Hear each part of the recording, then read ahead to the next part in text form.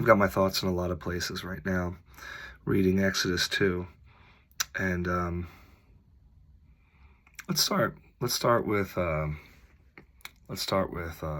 I want to talk about first, which is um, Moses's um, Moses's mother.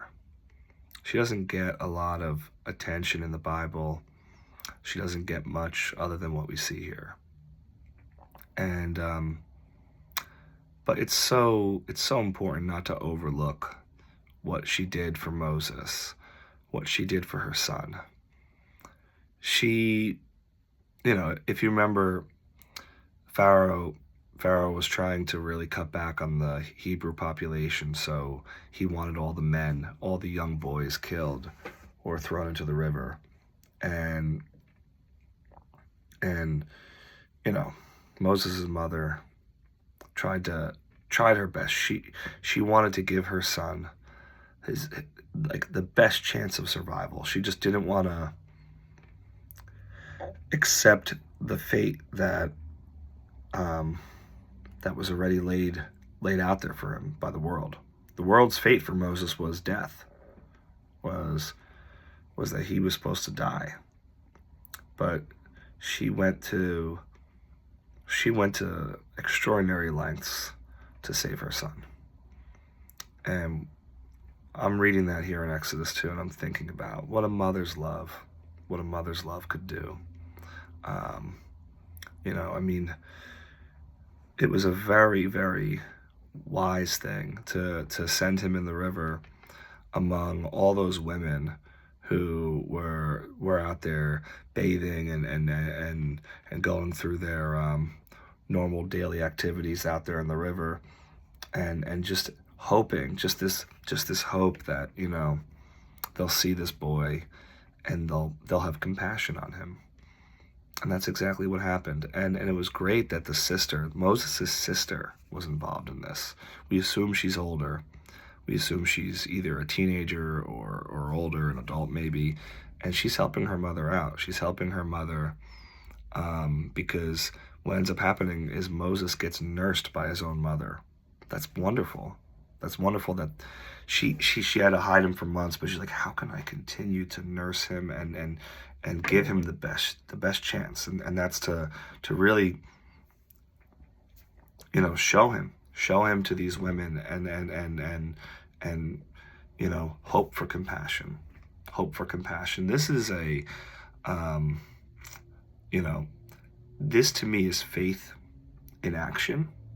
Faith in action that, I'm not just gonna throw my son away or accept his fate, whatever it is. I'm gonna have faith and I'm gonna give him the best chance possible. So it makes me think harder about what we fight for and at what lengths we would go to fight for things that we believe in. And it kind of carries over nicely into what Moses does later on, which is when Moses is now an adult, he wants to fight for his people. He's an advocate for his people. He has a great love for his people. So he kills an Egyptian, and that was wrong. Moses is a murderer. By any standards that you put out there, he's a murderer. He killed an Egyptian. He killed someone who, maybe that person had it coming or whatever. They were beating up on a Hebrew slave in front of Moses, and he hit him with a rock or whatever he did, or however he killed him. But maybe he had it coming, but still, it's murder. It's murder. Moses rose up against that man and murdered him. So you think of the lengths that we would go to protect our people.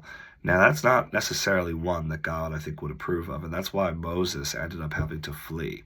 There's a consequence to his actions, and that was he had to flee the land of Egypt. He was now sought after by Pharaoh. His head was on the line. Pharaoh had sought to kill Moses. So he had to flee into a foreign land, the home of the Midianites.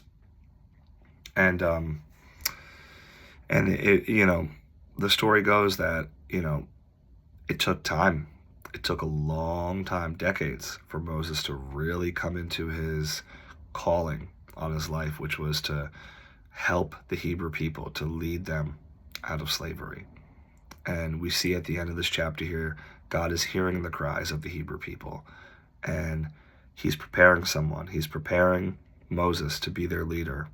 He's preparing him he's protecting him, he's nurturing him, he's hiding him for a time. So while there's consequences to Moses' action, it was also part of God's plan too as well. The whole time, God is working through the sin of humanity. He's working through our fallen nature to bring about his glory. And only God can do that. Only God can do that. I'm trying to think if there's anything else I want to comment on right here. I'm not sure. I think that there's enough that can be said. And what I really wanted to say was said. But we're gonna stop there then. We're gonna stop there then. And if there's anything I want to add to this, I'll share it in the next video. But you see that God did not forget. God did not forget his people. And he's preparing someone who has a heart for his people. And this time, instead of doing it the wrong way, which is rising up and murder, he's going to show Moses how to do it the right way. And that's God's way. So, guys, be blessed. Talk to you soon.